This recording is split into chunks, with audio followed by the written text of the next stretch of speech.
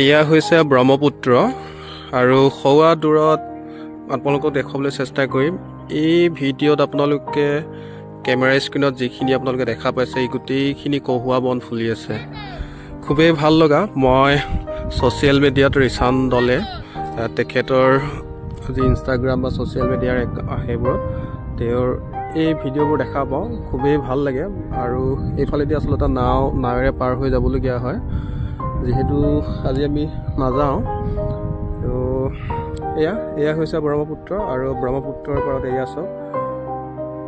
আজি আচলতে আহিলোঁ ব্ৰহ্মপুত্ৰৰ পাৰত, আপোনালোকে দেখা পাইছে অলপমান দূৰত।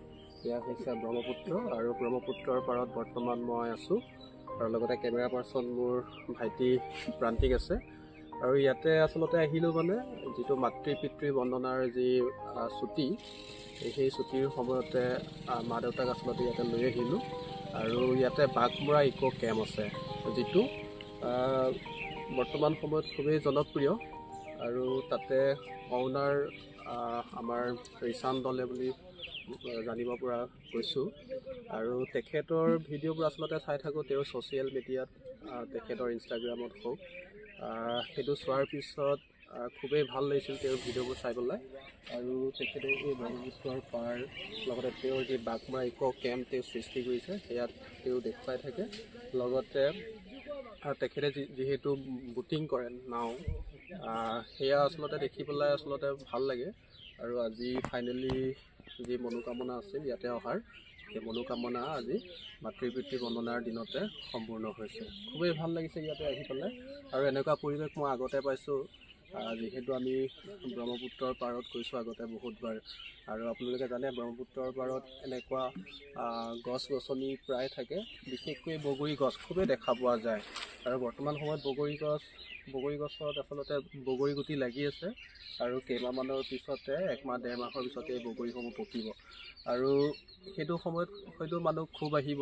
তাতে আকৌ জানুৱাৰী মাহ আহি আছে, তাতে পিকনিক কৰাৰ সময়। এতিয়া যিহেতু নৱেম্বৰ মাহ, নৱেম্বৰৰ পিছতে ডিচেম্বৰ, আৰু ডিচেম্বৰৰ লাষ্ট মানৰ পৰা ইয়াতে বা ডিচেম্বৰৰ আৰম্ভণিৰ পৰা ইয়াতে পিকনিকৰ খুবেই ইয়াতে মানুহ আহিব। আৰু গোলাঘাট জিলাত এটা গুৰুত্বপূৰ্ণ স্থান, যিটো চিকাৰী ঘাট বুলি কোৱা হয়, সেই চিকাৰী ঘাটত বহুতো মানুহৰ সমাগম হয়।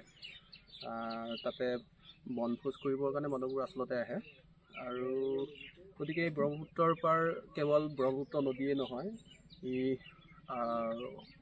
বনভোজ কৰাৰ এটা গুৰুত্বপূৰ্ণ স্থান। লগতে ইয়াতে গৰাখহনীয়া আপোনালোকক দেখুৱাবলৈ চেষ্টা কৰিম। গৰাখহনীয়া খুবেই এটা জ্বলন্ত সমস্যা। এই সমস্যা যদি অসম চৰকাৰ বা প্ৰশাসনে যদি গুৰুত্ব দিয়া হ'লে খুবেই জনসাধাৰণৰ উপকাৰ হ'লে হয়। যিহেতু বহুতো মানুহৰ ইয়াতে গৰাখহনীয়াৰ কবলত পৰি তেওঁলোকৰ ভূমি গৰাখহনীয়াৰ কবলত পৰে।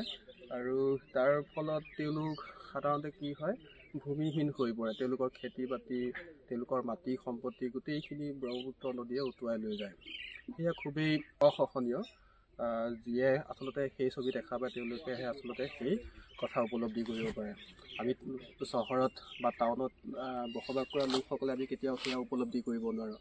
যিসকলে এই ঠাইত যিসকল ভূমিহীন হৈ পৰে বা যিসকলে এই ছবি দেখা পাই থাকে তেওঁলোকেহে আচলতে সেয়া উপলব্ধি কৰিব পাৰে। গতিকে এই ক্ষেত্ৰত চৰকাৰ বা প্ৰশাসনে গুৰুত্ব প্ৰদান কৰা উচিত বুলি মই ভাবোঁ।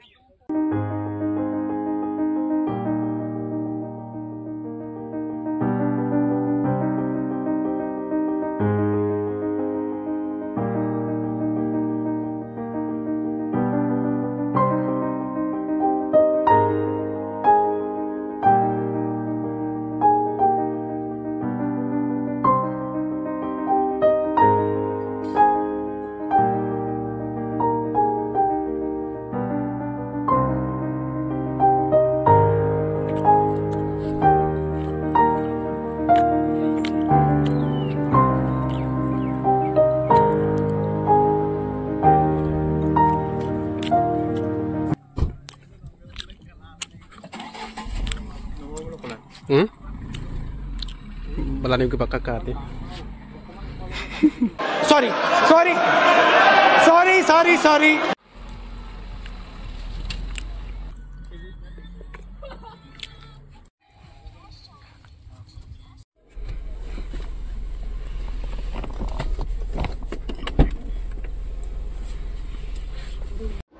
लेकिन ये साला कर क्या रहा है यहाँ?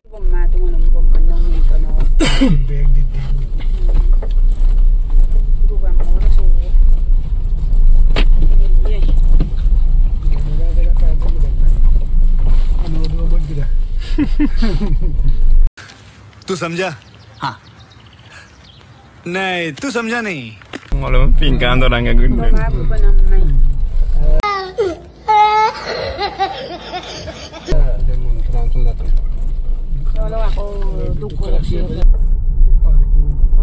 Aku gulen gamlang ko pamulay. Alam pa na itong dakulido.